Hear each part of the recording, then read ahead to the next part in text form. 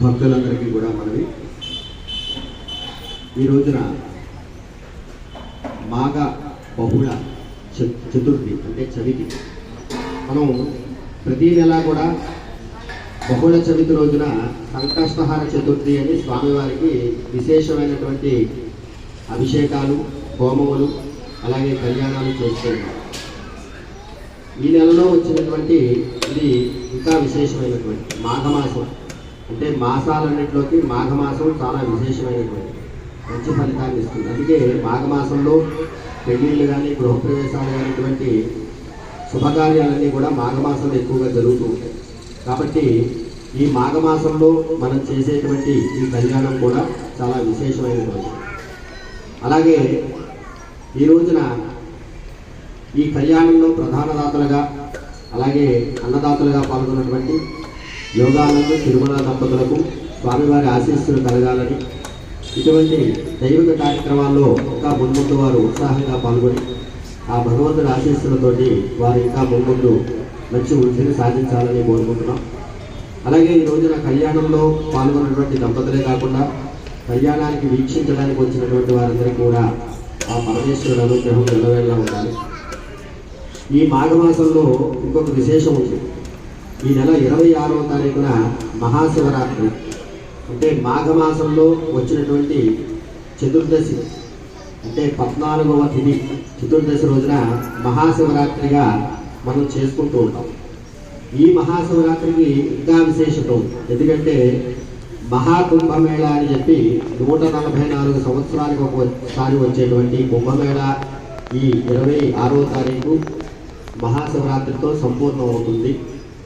ఈ సందర్భంగా మన భారతీయులందరూ కూడా ఈ రాష్ట్రం ఆ రాష్ట్రం అని కాకుండా, భారతదేశంలో ఉండేటువంటి వారే కాకుండా మన భారతీయులు విదేశాల్లో ఉన్నటువంటి భారతీయులు కూడా ఈ కుంభమేళాకి వచ్చి చాలా అద్భుతంగా కనీ విని ఎరుగని రీతిలో ఈ కుంభమేళాను జయప్రదం చేస్తూ ఉన్నారు. ఆ సందర్భంగా కుంభమేళాలో విశేషంగా వచ్చేటువంటి మహాశివరాత్రి మన దేవాలయంలో కూడా నిర్వహించడం జరుగుతుంది. ప్రతి సంవత్సరం మనం మహాశివరాత్రి చేస్తూ ఉంటాం స్వామివారికి. మన దేవాలయంలో వేచేసినటువంటి శ్రీ మల్లికార్జున సమేత బ్రహ్మరాంబ అమ్మవార్లకు విశేషంగా ఉదయం 5 గంటల నుంచి మహాన్యాసపూర్వక ఏకాదశ రుద్రాభిషేకాలు ప్రారంభమవుతాయి. అలాగే ఉదయం 11:30, 12 గంటల వరకు కూడా అభిషేకాలు జరుగుతాయి. సాయంకాలం 7 గంటలకు స్వామివారి యొక్క కళ్యాణం ఉంటుంది, పార్వతీ పరమేశ్వరుల కళ్యాణం. ఈ కళ్యాణం అయిన తరువాత అర్ధరాత్రి 12 గంటలకు లింగోద్భవ కాల అభిషేకం ఉంటుంది. ఈ కార్యక్రమంలో పాల్గొన్నటువంటి భక్తులందరూ కూడా జన్మ ధన్యం అవుతుంది. ఎందుకంటే కుంభమేళాలో వచ్చేటువంటి శివరాత్రి ఇది విశేషమైనటువంటి. కాబట్టి భక్తులందరూ కూడా ఈ మహాశివరాత్రి కార్యక్రమంలో పాల్గొని ఆ పార్వతీ పరమేశ్వరుల అనుగ్రహాన్ని పొందవలసిందిగా కోరుతున్నాం. అలాగే మనకి ఏప్రిల్ నెలలో స్వామివారి యొక్క బ్రహ్మోత్సవాలు వస్తూ ఉన్నాయి. ఏప్రిల్ నెల 19 నుంచి 23వ తారీఖు వరకు 5 రోజుల పాటు విశేషంగా పాంచాంగిక దీక్షలో స్వామివారి యొక్క బ్రహ్మోత్సవ కార్యక్రమాలు లక్ష్మీగణప స్వామి వారికి, అలాగే ఆంజనేయ స్వామి, సుబ్రహ్మణ్య స్వామి, అమ్మవారు, శివుడిని ఇవన్నీ కూడా ప్రతిష్ఠించిన రోజు. అష్టమ వార్షికోత్సవం అంటే 8వ సంవత్సరం పూర్తవుతూ ఉన్నది.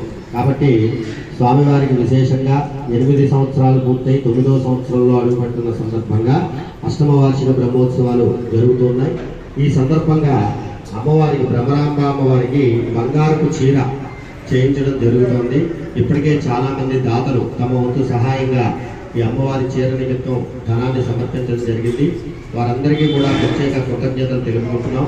ఇంకా ఎవరైనా భక్తులు ఇద్దామనుకున్నా కూడా ఇవ్వవలసిందిగా కోరుతున్నాం. మీరు ధనాన్ని చెల్లించి రసీదు పొందండి. అప్పుడు చీర వచ్చినప్పుడు మీ అందరికీ కూడా మీ అందరి గోత్రనామాల చేత అమ్మవారికి విశేషంగా పూజాది కార్యక్రమాలు చేస్తాం. ఎందుకంటే చంద్రుడికో నూలుకో అన్నట్టు అందరూ తలో చెయ్యి వేస్తేనే ఏ కార్యక్రమం అవుతుంది, ఏ ఒక్కరి వల్ల కాదు.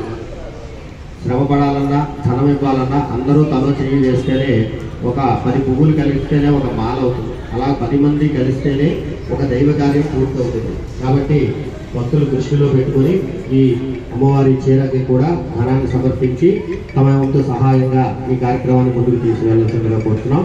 ఇప్పుడు కళ్యాణంలో భాగంగా స్వామివారి యొక్క పాద ప్రక్షాళన, వరపూజ కార్యక్రమం జరుగుతుంది. ఓం